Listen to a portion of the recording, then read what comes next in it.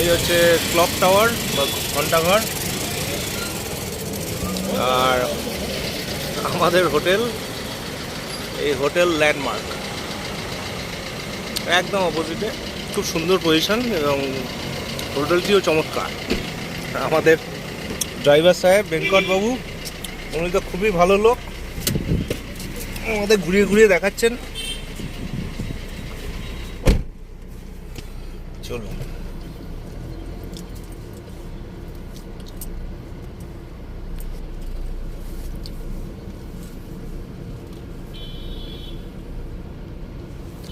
নমস্কার, আমি অয়ন, আর আপনারা দেখছেন আমার YouTube channel Ayan the traveller.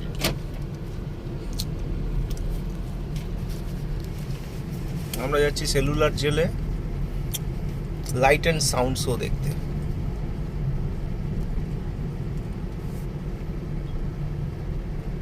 अच्छा, इधर दुकान क्या 7 बजे बंद हो जाता है? हाँ। सब दुकान?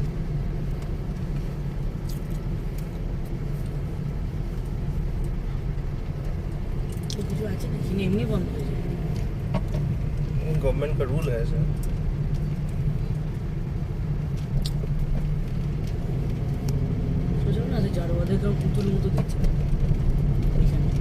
কোথায়?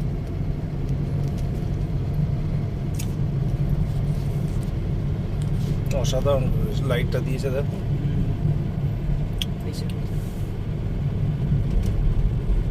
ফ্ল্যাগের কালারে।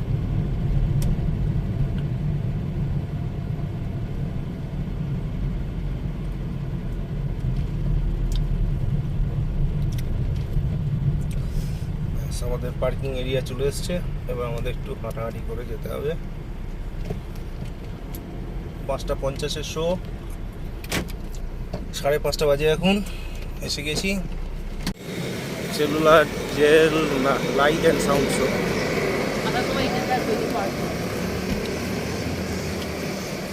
বাবা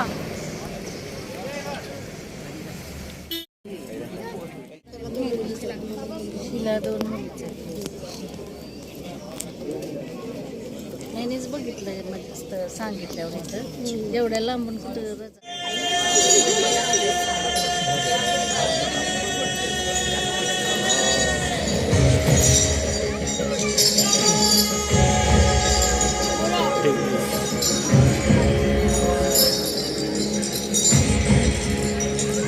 कोई माता की उम्मीदों पे न डाले पानी,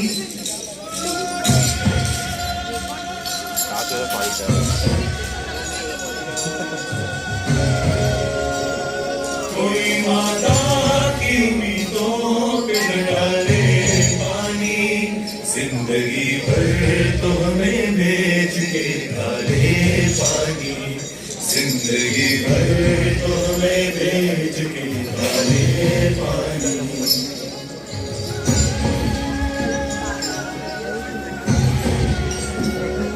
आसमां क्या यही बाकी जाने को, लाके गुर्बत में रखा है हमें तड़पाने को।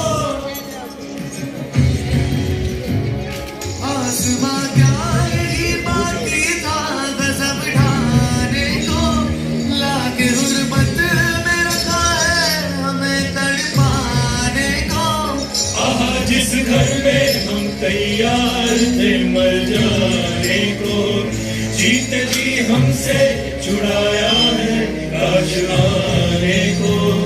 जिंदगी भर तो हमें भेज के डाले पानी, जिंदगी भर तो हमें भेज के डाले पानी। कोई माता की उम्मीदों पे न डाले पानी, कोई माता की उम्मीदों पे न डाले पानी, जिंदगी भर तो हमें भेज के डाले पानी, जिंदगी भर तो हमें भेज के डाले पानी, जिंदगी भर तो हमें भेज के।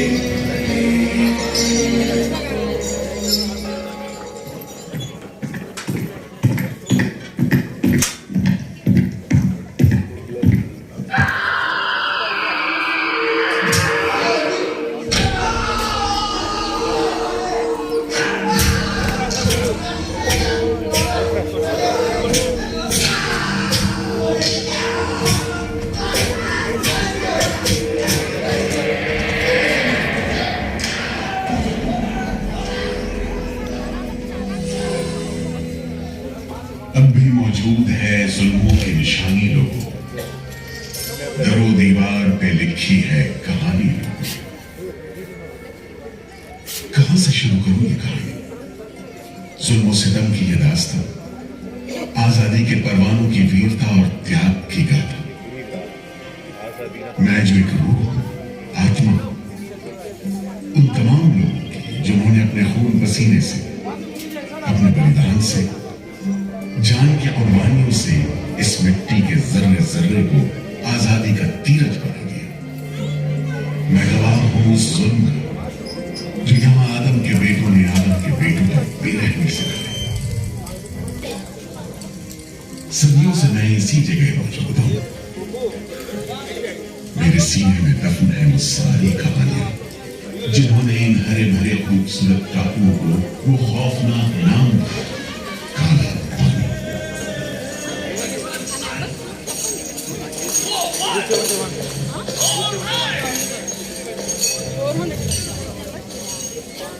तो वहीं से शुरू करते हैं, उसी हरियाली से जो कैद करने वालों के जुल्म और कैदियों का खून पसीने से बेदाग।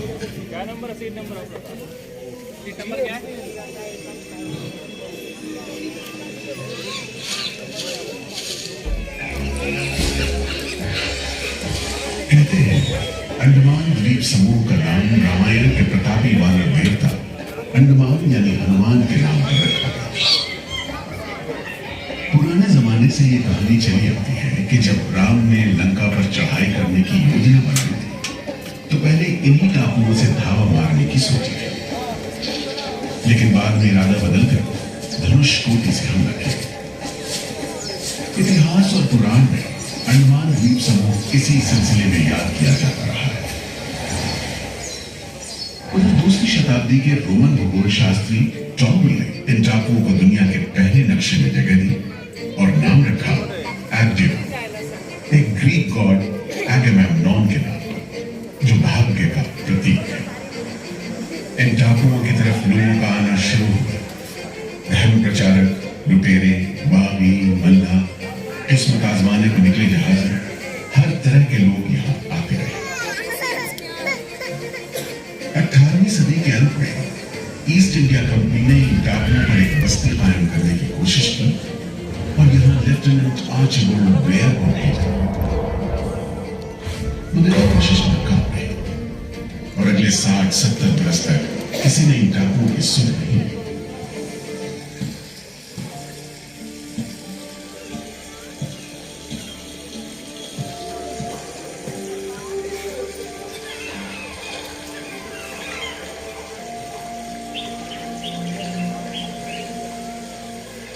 प्राकृतिक खूबसूरती और शांत समुद्र के बीच जिंदगी की खामोश लहरें उठती और बैठ जाती। उगते सूरज के साथ पक्षी जागते और डूबते सूरज के साथ इन टापुओं पर जिंदगी सुकून से सो जाती। कि तभी भारत का पहला स्वाधीनता संग्राम यानी 1857 की आजादी की लड़ाई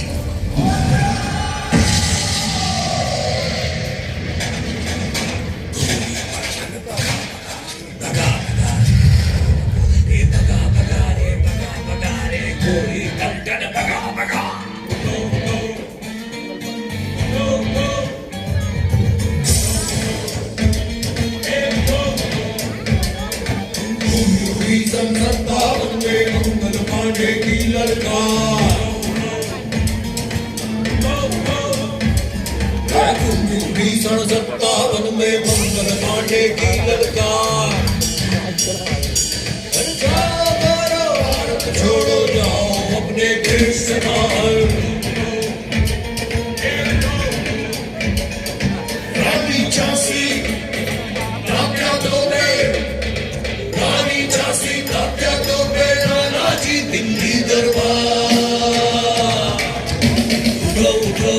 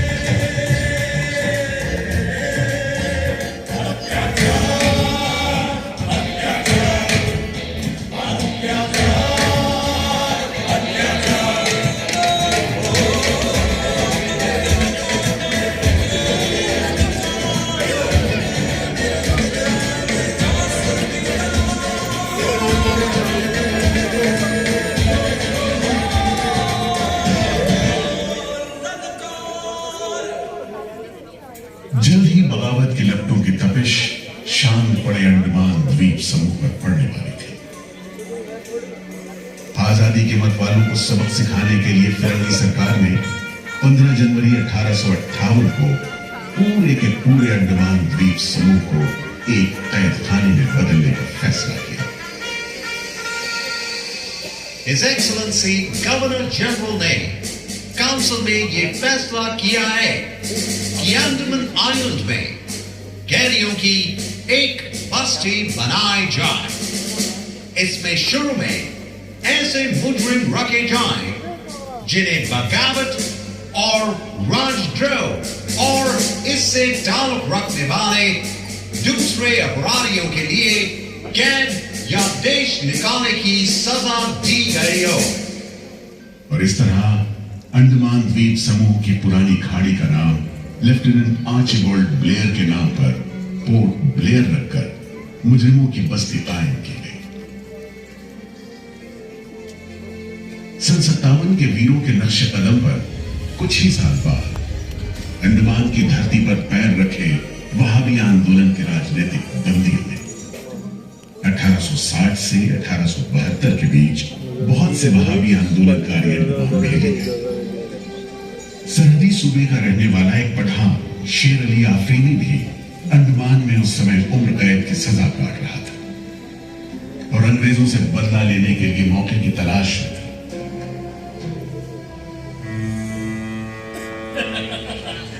शेर अली, तुम इस भीड़ भाड़ में कैसे? ओए, हम सुना है फिरंगी का लाट साहब इधर आता है। हम भी देखने आया है जुल्म करने वाले का सरदार कैसा दिखता है।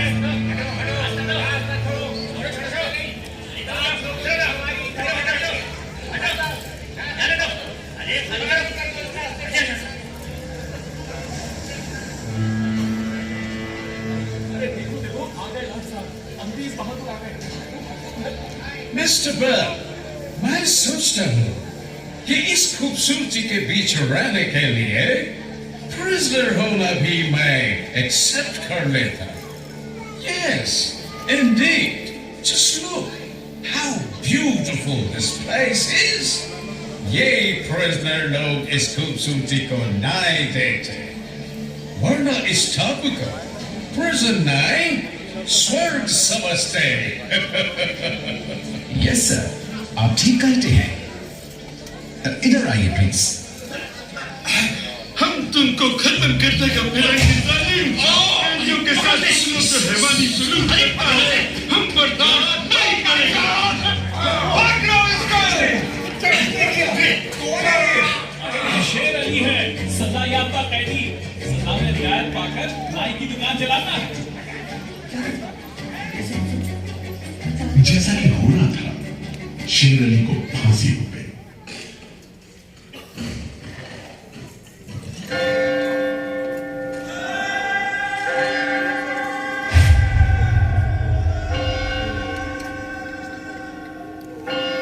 शायद इसी घटना का असर था कि ब्रिटिश सरकार ने कैदियों के साथ और भी कड़ाई बरतने के बारे में गंभीरता से सोचना शुरू किया। नतीजे के तौर पर सन 1896 में पोर्ट ब्लेयर की खौफनाक सेलुलर जेल का काम चीफ कमिश्नर केविन और इंजीनियर मैक्विन की निगरानी में शुरू हुआ। यूरेनस मैक्विन, आपकी जांच पूरी हो गई? यस सर, हमने पूरा टापू का मुआयना कर लिया है। तो आपके हिसाब से जेल कहाँ बनेगी? मेरा राय में जेल इसी जगह बने तो अच्छा रहेगा सर। इस पहाड़ी पर? यस सर, हम इस पहाड़ी को ईस्ट का तरफ ऊपर से काटकर समुद्र से 60 फीट की ऊंचाई पर मैदान बना देगा। इससे दो फायदा होगा, जेल के लिए जगह निकलेगा और पहाड़ी खान से जो मिट्टी निकलेगा उससे हम नीचे का दलदल को भरकर ऑफिसर्स के लिए टेनिस एंड क्रिकेट खेलने का मैदान, इवन जिमखाना क्लब भी बना सकता सर। तय हुआ कि 5 लाख रुपए की लागत से पोर्ट ब्लेयर की इस पहाड़ी पर जेल बनेगा। फौरन कारीगरों के अलावा 600 कैदियों को काम पर लगा दिया गया।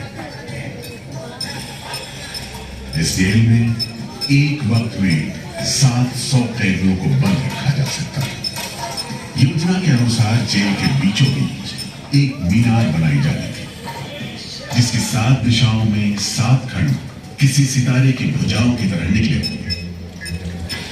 हर खंड में 3 मंजिलें बनाई जानी थी और 7 खंड में कुल मिलाकर 698 कोठरियों का निर्माण होना था। ईंटों की ढुलाई के लिए ट्रेन की 5 मील लंबी पटरी बिछाई गई। इमारत बनाने के लिए ढेर सारे सामान बर्मा से मंगवाए गए। जेल को बनाने में कोई 3 करोड़ ईंटें इस्तेमाल की गई। इंसानी खून पसीने की तो कोई गिनती नहीं।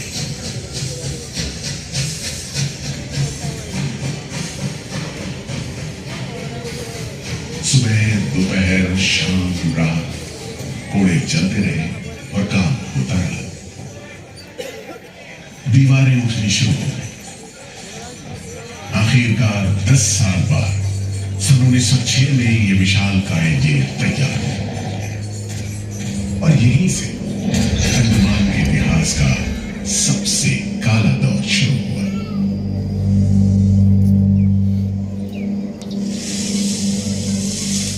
हाँ, सच कहते हो। आज भी उस दौर को याद करके झुरझुरी सी हो जाती है।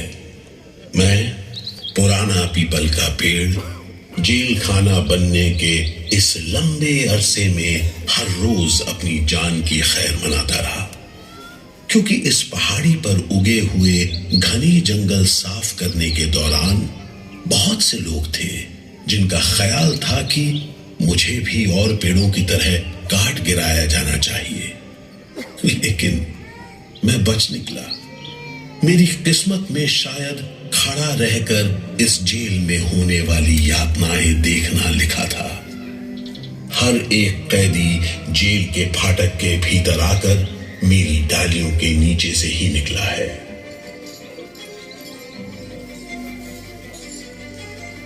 जैसे जैसे अंग्रेजी शासन के खिलाफ आजादी की मांग तेज हुई, ब्रिटिश सरकार ने सेलुलर जेल के फाटक हर छोटी बड़ी बात के लिए खोलने शुरू कर दिए। किसी ने पर्चा निकाला तो अंडमान जेल, किसी ने लेख लिखा तो अंडमान जेल। लेकिन जब आजादी की लौ दिल में जल रही हो तो लोगों को कब तक रोका जा सकता है?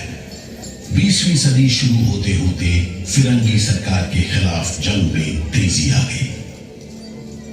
अलीपुर षड्यंत्र कांड, चटगांव डकैती कांड, काकोरी कांड, लाहौरी बम कांड, मुगला विद्रोह, नासिक षड्यंत्र, कितने मामले गिनवाए, ये सूची लंबी है।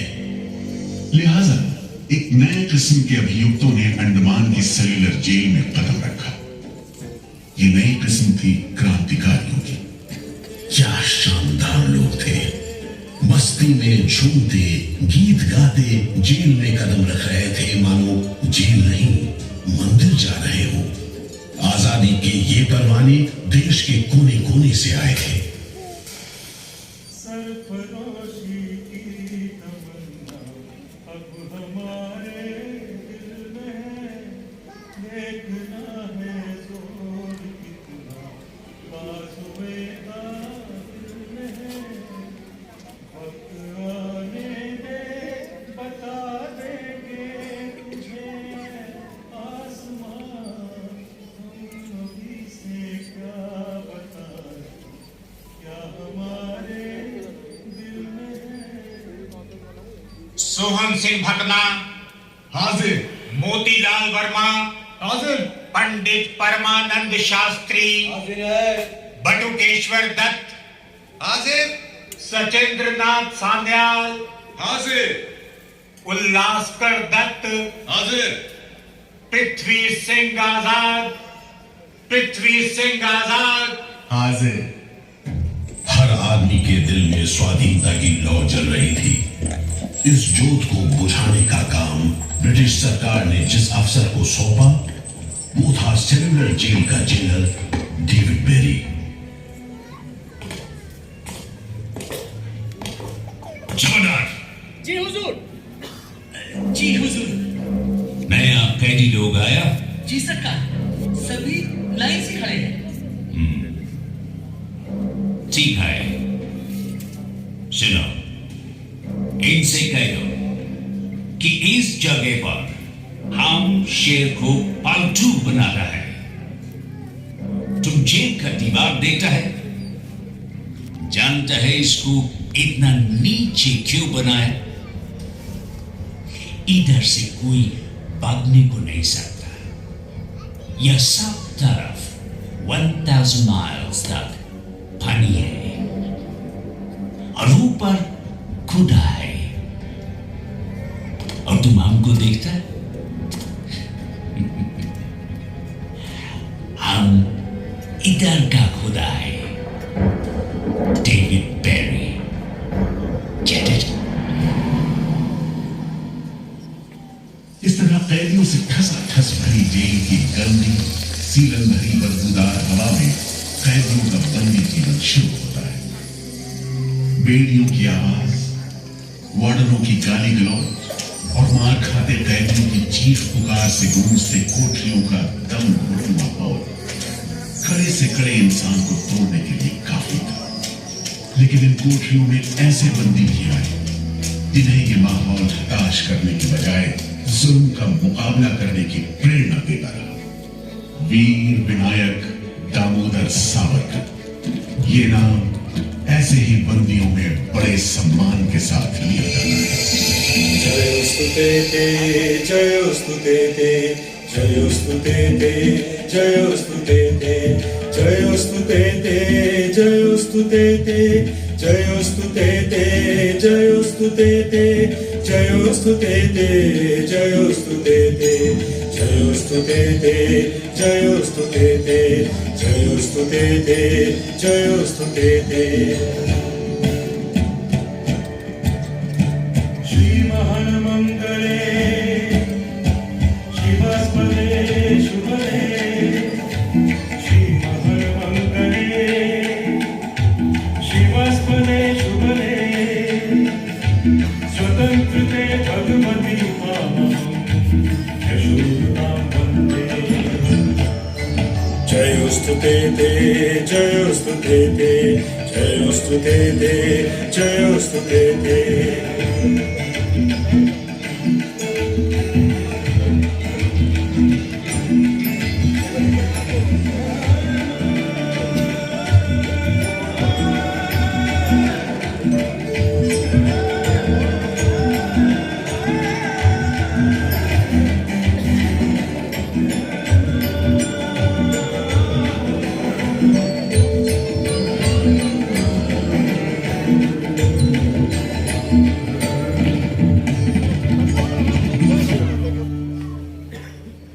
बेड़ियों में जकड़े वीर सावरकर जब सेल्यूलर जेल के अहाते में दाखिल हुए तो उनकी जंजीरों से जुड़े लोहे के पट्टे पर उनके जेल की मियाद खुदी हुई थी। सावरकर को इस बात में रत्ती भर भी शक नहीं था कि आजादी की जो लपटें हिंदुस्तानियों के मन में धड़क रही हैं, उन्हें अंग्रेज अब बुझा नहीं सकेंगे और जल्द ही उन्हें जाना होगा। इसी प्रबल विश्वास के बल पर सावरकर 10 बरस लंबा अरसा सेल्यूलर जेल की एक ही कोठरी में रह सके।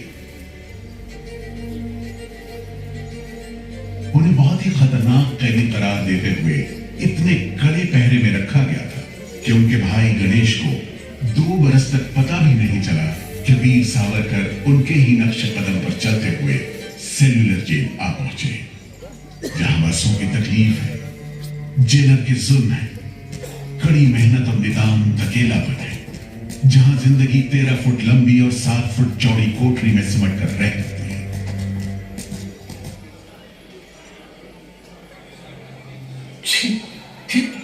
ये कैसा रद्दी खाना है? चावल में कंकड़ है, सब्जी में रेत है और दाल में कीड़े। खाना क्या है? घास फूस है।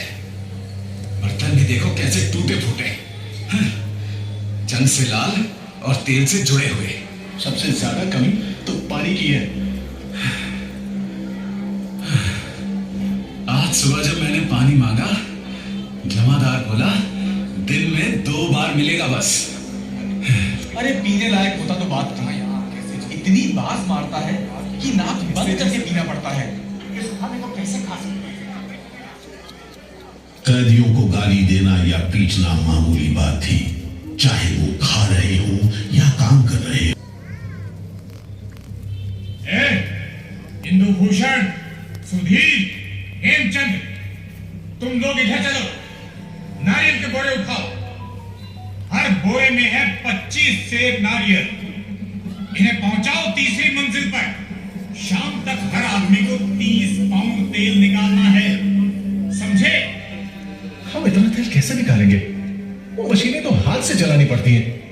भगवान मत लड़ाओ बदमाश। जो हाथ बम पिस्तौल चलाते हैं वो मशीन नहीं चला सकते। चलो जल्दी करो, भाग कर जाओ और काम करो।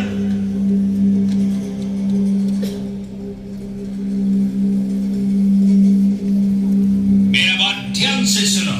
जी हुजूर। जो आदमी काम नहीं करे उसको पेट लगाओ। जी हुजूर। समझा? जी। सजा दो, कोई छूट नहीं दो। जी। कोटा पूरा कराओ। जी। लेकिन तमाम मारपीट और गाली गलौज के बावजूद यदि कैदी काम पूरा न कर पाते, तब जो सजा मिलती वो किसी की भी हिम्मत तोड़ने के लिए काफी थी। जमादार। जी हुजूर। इसको 2 दिन तक टाट का वर्दी पहनाओ। कल से इसका गाना बंद। जी। सिर्फ 2 का खंजी दो। जी हुजूर। ये पहला बार काम नहीं पूरा किया। जी। इस वास्ते इसको 1 हफ्ता आगगाड़ी में रखो। जी हुजूर। ये बागी का बच्चा है, इसको बेड़ी डालो। इसको भी बेड़ी डालो 6 महीने तक। जी हुजूर। तुम अब तक 5 बार काम का कोटा पूरा नहीं किया, हम तुमको इस बदमाशी का मजा चखाएगा। जमादार। जी हुजूर। इसको तन्हाई में रखो। जी। Solitary confinement. जी। कोठरी में काम दो। जी। और इसको पेट लगाओ। जी। और मारो, और मारो। नारे बोलेगा, बोल नारे, बोल, बोल नारे, बोल, बोल नारे, जितनी ताकत है, बोल नारे।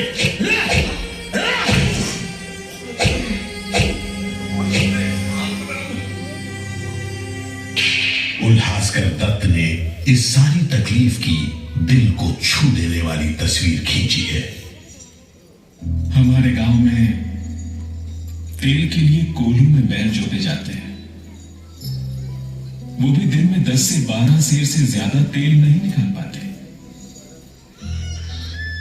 जेल में मुझे 2 और कैदियों के साथ बैल की जगह जोत दिया जाता था और हमें शाम तक 1 मन नारियल का तेल निकालने का काम सौंपा जाता।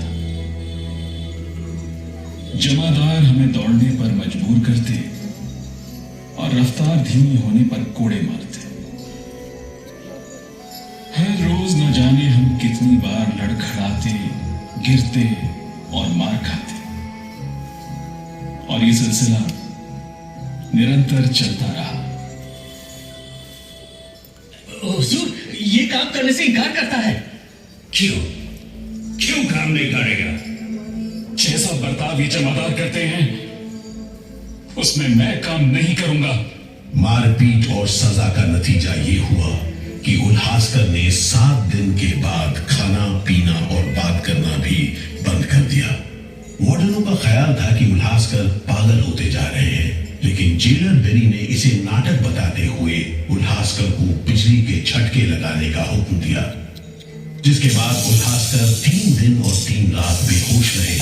उसके बाद कहीं जाकर डॉक्टर को बुलाया गया।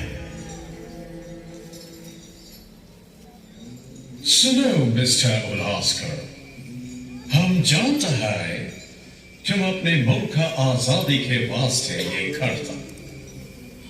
हम तुम्हारा काम को ठीक नहीं समझता, लेकिन तुम अभी जवान है। एक दिन अपना सजा पूरा करके वापस अपना मुल्क जाएगा, तब अपना हाथ से जान क्यों लेता? क्या तुम डरपोक है? हम अपना सीनियर ऑफिसर का हुक्म नहीं बदल सकते, लेकिन तुम चाहेगा तो तुमको मेंटल हॉस्पिटल में भर्ती करा देगा। ठीक है, इन जानवरों के बीच रहने से पागलों के बीच रहना बेहतर होगा। उल्हासकर की सारी तकलीफ का जेलर डेविड बेरी पर कोई असर नहीं हुआ। उल्हासकर के जाने के बाद बेरी ने वीर सावरकर को चढ़ाते हुए पूछा, क्यों सावरकर, तुम भी पागलपन का बहाना करेगा क्या? तुम्हारे बाद मिस्टर बेरी। अच्छा। हाँ, जिस तरह के अत्याचार तुम कर रहे हो उनसे कोई भी आदमी पागल हो सकता है। रहने दो ये सब बात सावरकर, तुम अच्छी तरह जानता है उल्लासकर पागल नहीं है, बहाना काटा है। मिस्टर बेरी, अगर तुम सोचते हो कि उल्लास बहाना कर रहा था तब तुम पहले ही पागल हो चुके हो। ये सब अत्याचार बंद करो, वरना हमारे पास स्ट्राइक के अलावा कोई रास्ता नहीं बचेगा। छूट नहीं, रियायत नहीं, छूट नहीं, रियायत नहीं। हमारी मांगे पूरी करो, पूरी करो। जिंदाबाद। बंदियों को छोड़ दो, बंदियों को छोड़ दो। और इस तरह कैदियों ने अपना आखिरी हथियार इस्तेमाल करना शुरू किया। हड़तालों का एक लंबा सिलसिला चल पड़ा, मगर ऐसे मामलों से जेलर बेरी और उसके अमले के रवैये में कोई खास फर्क नहीं पड़ा। कुल मिलाकर सेलुलर जेल के कैदी तकलीफ और बदसलूकी के बीच अपने दिन गुजारते रहे। मैं मन को बलपूर्वक इन बुलबुलों की चहक में लगाए रखता। मैं अपनी भाषा उन्हें सिखाने में असमर्थ था। यदि सिखा पाता तो मैं उन्हें देश प्रेम के गीत सिखा देता, ताकि अगर कोई मेरी कोठरी खोजता हुआ आए तो लोग कहें कि जिसके सामने बुलबुल देश प्रेम के गीत गा रही हो वही सावरकर की कोठरी है।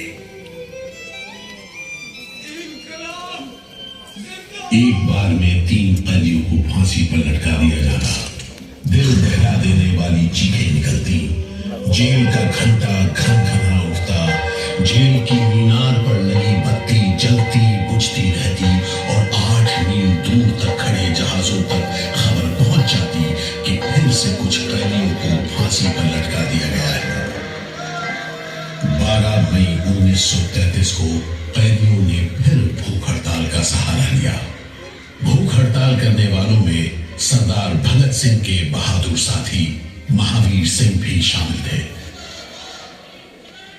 हड़ताल के 5वें दिन जब कैदियों को जबरदस्ती खुराक दी जाने लगी तो महावीर सिंह ने ताकतवर विरोध किया।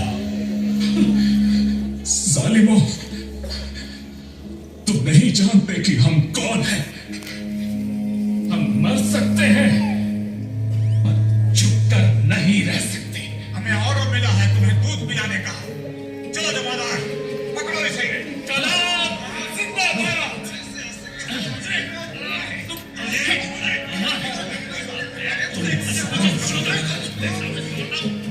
हम जबरदस्त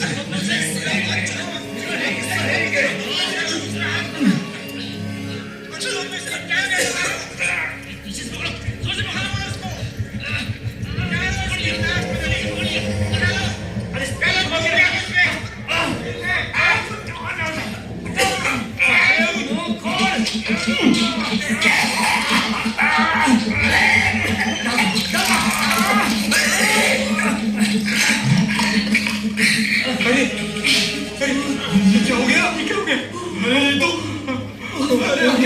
अरे इसकी तो आंखें उलट गई।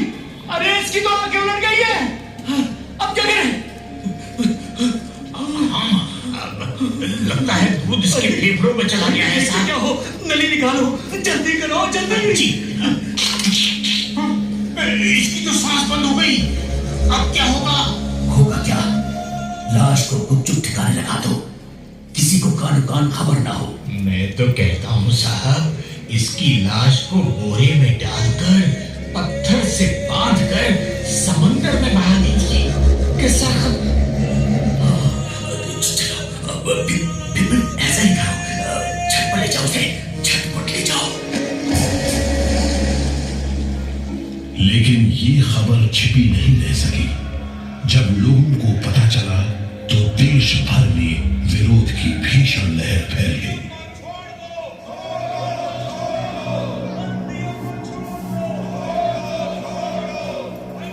और फिर 45 दिन बाद 26 जून 1933 को जेल अधिकारियों ने हथियार डाल दिए।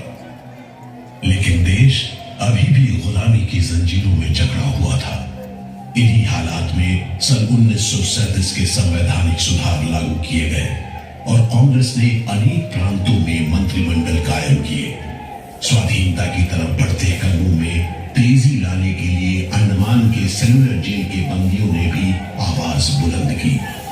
बंदियों की रिहाई, स्वदेश वापसी और राजनीतिक बंदियों के लिए बेहतर सुविधाएं हासिल करने की मांग को लेकर 24 जुलाई 1937 को सेलुलर जेल के कैदियों ने सामूहिक अनशन शुरू किया।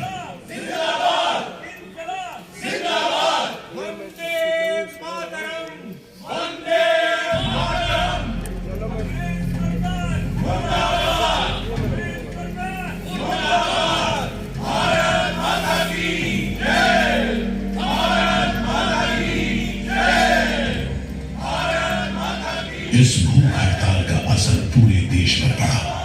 जगह जगह कैदियों के समर्थन में आंदोलन होने लगे। सारे देश के राजनीतिक बंदियों ने अनशन शुरू कर दिया।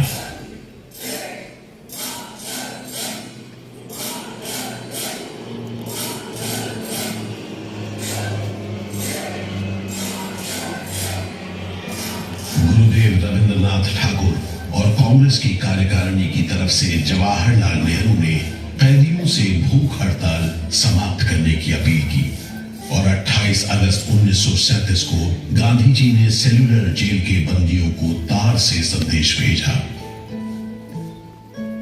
मैं गुरुदेव रविंद्रनाथ टैगोर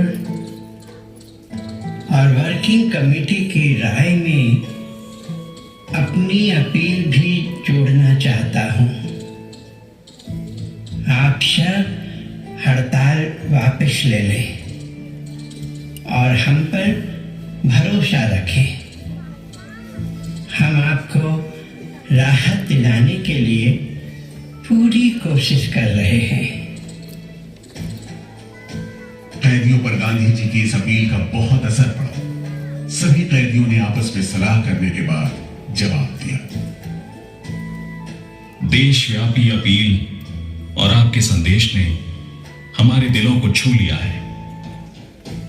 हम इस भरोसे पर भूख हड़ताल मुलतवी कर रहे हैं कि सारे देश ने हमारी मांगों और हमारे उद्देश्य को अपना बना लिया है। वंदे मातरम। 36 दिन के संघर्ष के बाद एक बार फिर बंदियों की जीत हुई। नतीजे के तौर पर सितंबर 1937 से सेलुलर जेल के कैदियों की स्वदेश वापसी शुरू हो गई। आखिरी जत्था जनवरी 1938 में रवाना हुआ और 80 साल बाद सेलुलर जेल राजनीतिक बंदियों से खाली हो गई और अंडमान द्वीप समूह के इतिहास का एक तकलीफ दौर खत्म हो गया।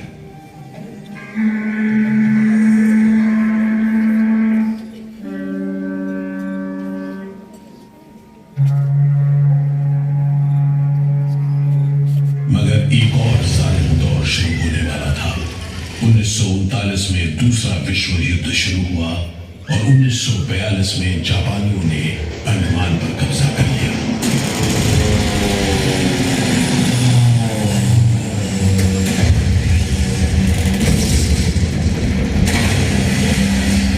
हालांकि अंडमान पर जापानियों का कब्जा सिर्फ 3 साल रहा, लेकिन इस अरसे में भी उन्होंने काफी जुल्म किया। हर आदमी उनकी नजर में अंग्रेजों का जासूस था। हर रोज खेतों से दूर दराज के गांव देहात से दसियों लोग पकड़े जाते और मौत के घाट उतार दिए जाते। बहुत से लोग तो खाने की कमी के कारण जहाज पर लाद कर दूर समंदर में फेंक दिए।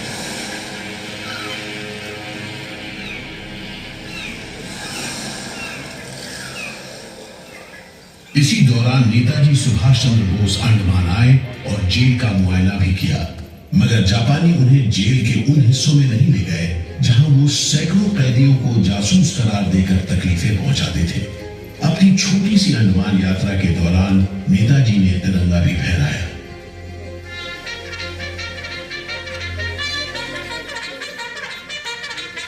अगस्त 1945 में दूसरा महायुद्ध समाप्त हुआ और 3 साल 6 महीने 15 दिन के कब्जे के बाद अक्टूबर 1945 में अंडमान की जापानी छावनी ने अंग्रेजों के आगे हथियार डाल दिए।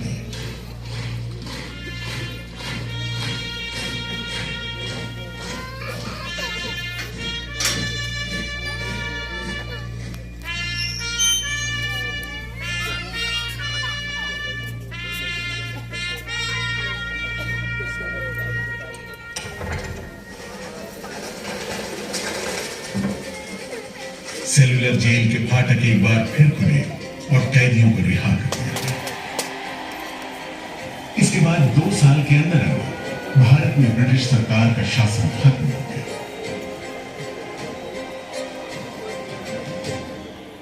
अंडमान द्वीप समूह अब काला पानी के खौफनाक नाम से नहीं जाना जाता, लेकिन ये सारी तकलीफें जो आजादी के प्रेमियों ने यहां झेली, वो सारी कुर्बानियां जो देशभक्त वीरों ने यहां दी, आज भी देशवासियों के दिलो दिमाग पर छपी हुई है। इसीलिए अंडमान के भूतपूर्व राजनीतिक बंदियों के भातृत्व मंडल की इच्छा को स्वीकार करते हुए भारत सरकार ने 30 अप्रैल 1969 को घोषणा की कि सेलुलर जेल को राष्ट्रीय स्मारक के रूप में सुरक्षित रखा जाएगा। भारत की आजादी के दीवानों ने जो अमानवीय यातनाएं इस कारागार में सही, ताकि भारतवर्ष आजादी की उन्मुक्त हवाओं में सांस ले सके, उन बलिदानों को आने वाली पीढ़ियां भूल नहीं पाएंगी।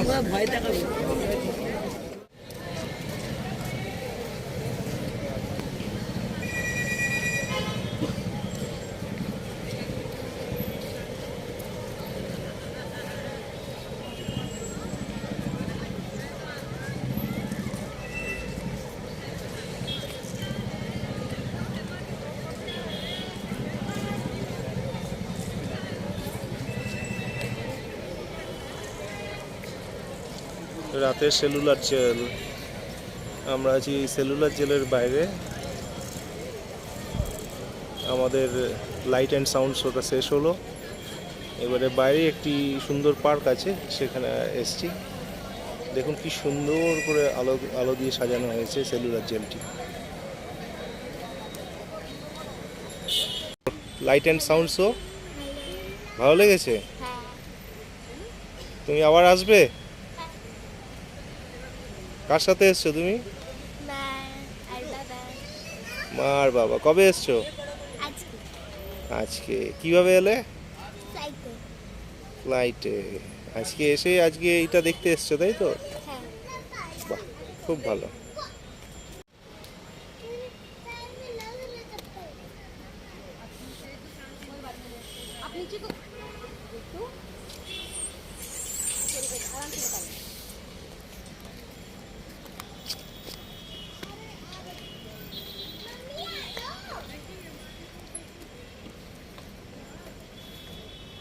আমার মেয়ে খুব মজা পেয়েছে, এখানে স্লাইড চাপছে।